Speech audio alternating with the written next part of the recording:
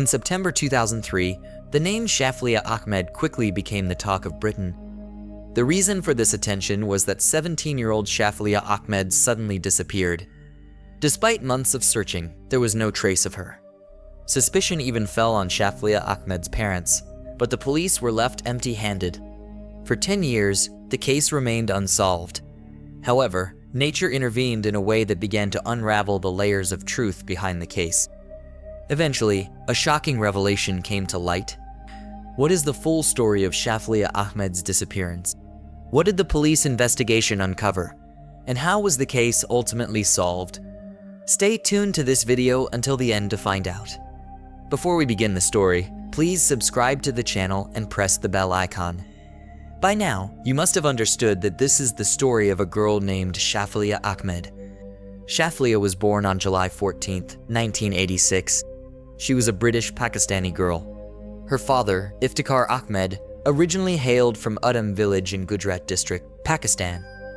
At the age of 22, Iftikhar moved to Britain in search of work. While working there, he fell in love with a foreign girl and married her. Soon, Iftikhar became a father. However, when he returned to Pakistan to inform his family about the marriage, they refused to accept it. Under family pressure, Iftikhar married a Pakistani girl named Farzana Ahmed. After the marriage, he returned to Britain, revealed the truth to his first wife, and divorced her. Later, Iftikhar brought his second wife, Farzana, to Britain. The couple settled in Bradford, West Yorkshire, where Shafilea Ahmed was born on July 14, 1986. After her birth, the family moved to Warrington, where Shafilea began her education. Over time, the family grew with the birth of 2 more daughters. Though the family lived in Britain, they often visited Pakistan during holidays. In February 2003, when Shafilea was 17 years old and studying law, she accompanied her family to Pakistan. During this trip, the family attended a wedding. A few days after the wedding, a tragic incident occurred with Shafilea. She accidentally consumed phenol, which severely burned her throat. Initially, it was said that her parents pressured her to marry a Pakistani boy, prompting Shafilea to consume phenol to end her life. Later, her parents claimed that the phenol was mistakenly kept in an old water bottle used for household cleaning. In the darkness of the night, Shafilea mistook it for water and drank it. Due to a mistake, Shafilea Ahmed has to endure a lot of pain. She is admitted to a hospital in Pakistan because her injury was quite severe. As a result, she has to stay in the hospital for a long time. Meanwhile, the holiday of the other family members comes to an end, and the day for their return approaches. For this reason, Iftikhar, along with his 2 children and wife, returns to Britain, while Shafilea Ahmed stays in Pakistan for further treatment. However, a few days later, Iftikhar arranges for Shafilea Ahmed's return as well. On May 27, 23, Shafilea Ahmed returns to Britain. From the airport, she is taken by ambulance directly to a hospital for treatment. After several months of treatment, Shafilea Ahmed's throat heals to a great extent, and she is able to rejoin college. Along with her studies, she also starts a part-time job. At this time, Shafilea Ahmed was not well known. But on September 18, 2003, one of her college teachers notices that Shafilea Ahmed has not been attending college for the past week. Attempts are made to contact Shafilea Ahmed via phone, but no contact can be made. When Shafilea Ahmed's parents are asked about her, they also mention that she has not been home for a week. "Our daughter has been missing for a week," they say, but they had not yet filed a police complaint about her disappearance.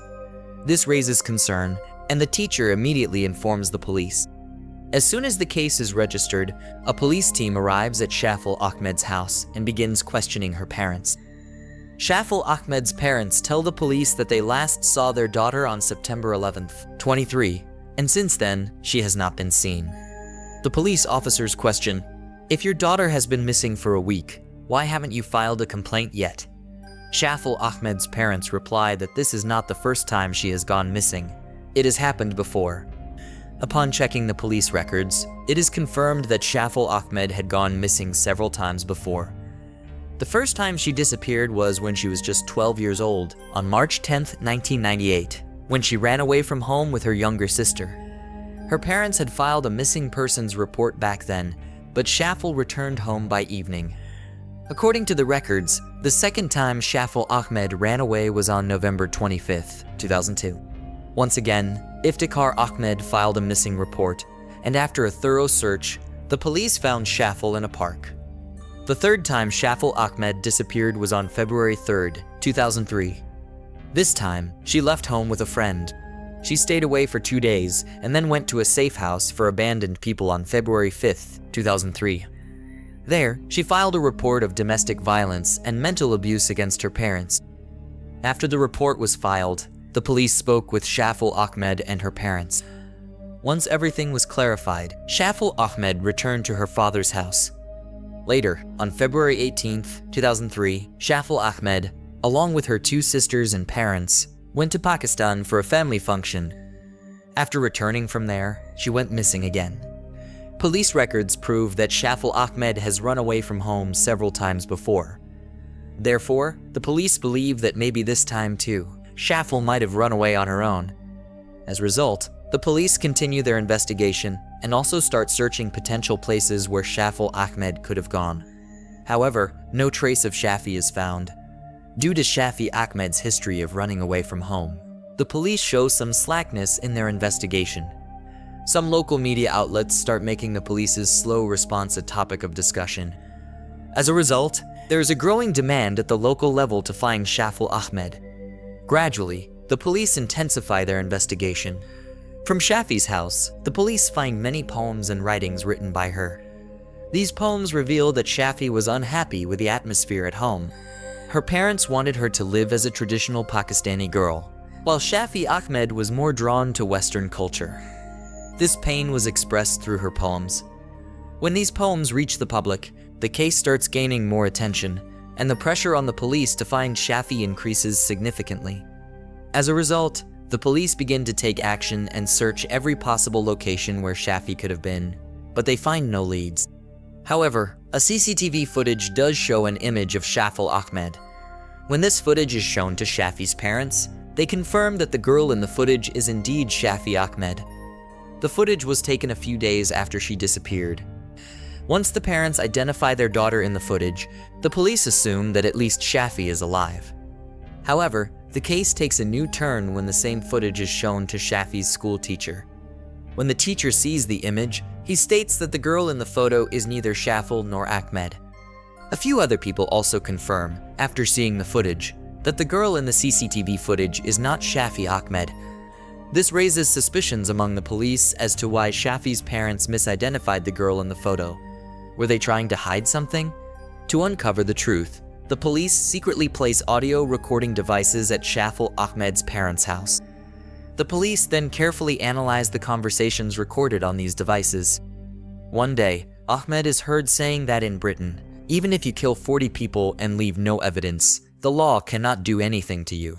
Another day, Iftikhar Ahmed is overheard saying, "If the police collect DNA samples from the car, what can happen?" The audio recordings reveal several such conversations that raise doubts that perhaps Iftikhar Ahmed had something to do with his daughter's disappearance. As a result, the police start to focus their suspicion on him.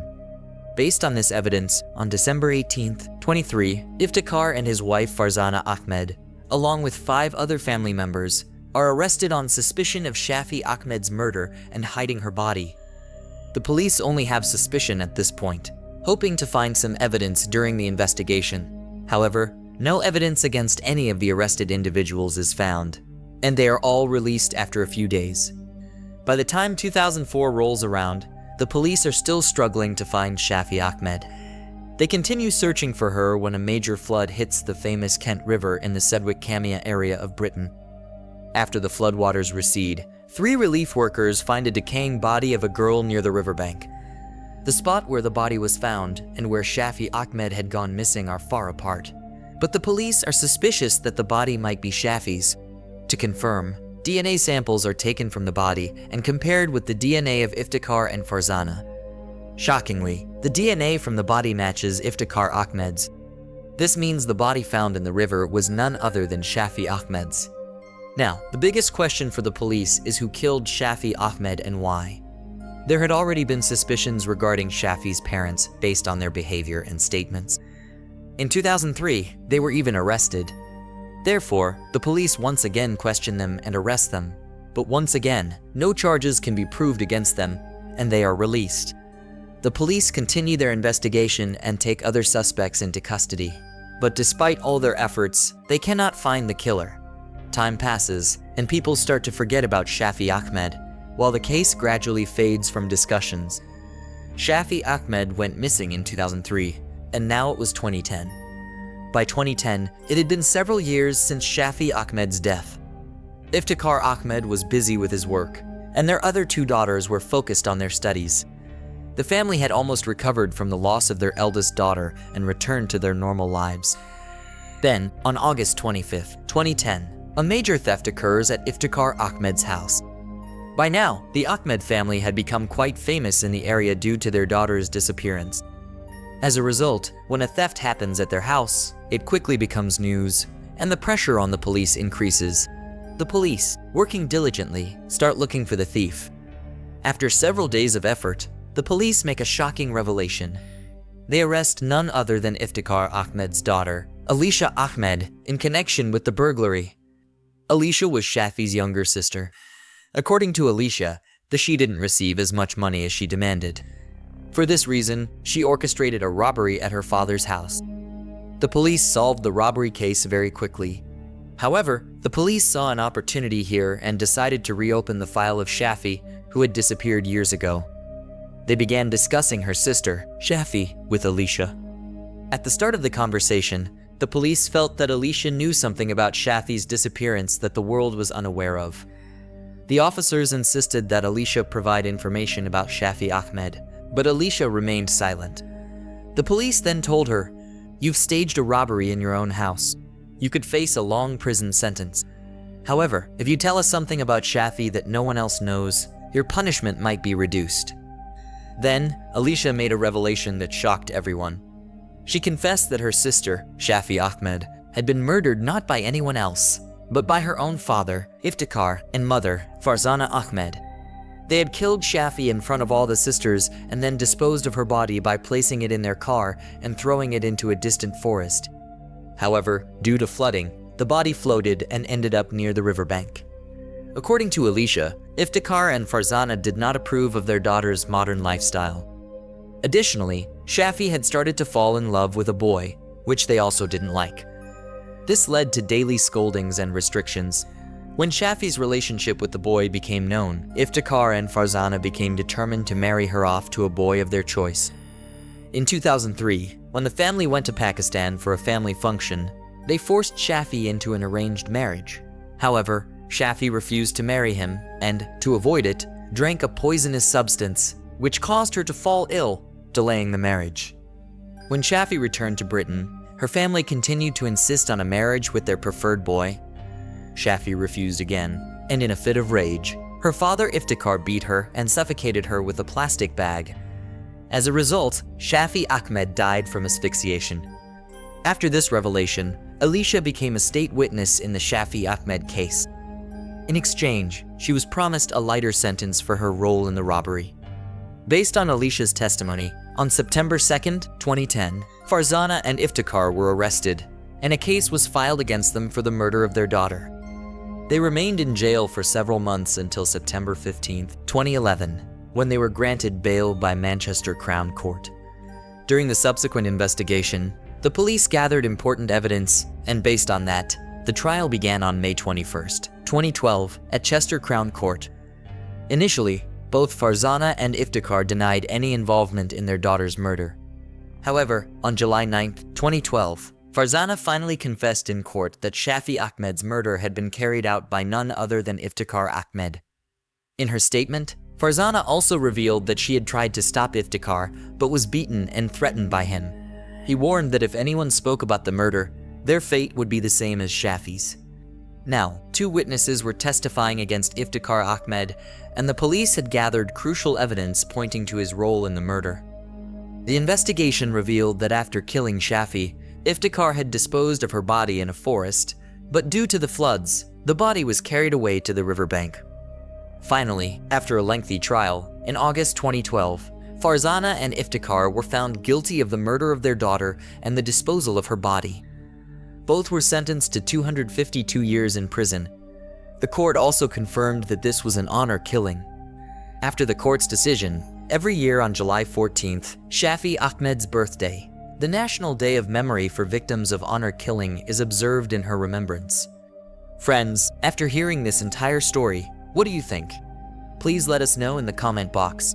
If you liked our effort, don't forget to like and share this video. If you haven't subscribed to this channel yet, please do so now and press the bell icon for the latest updates. Stay tuned for more shocking crime stories with us. Thank you.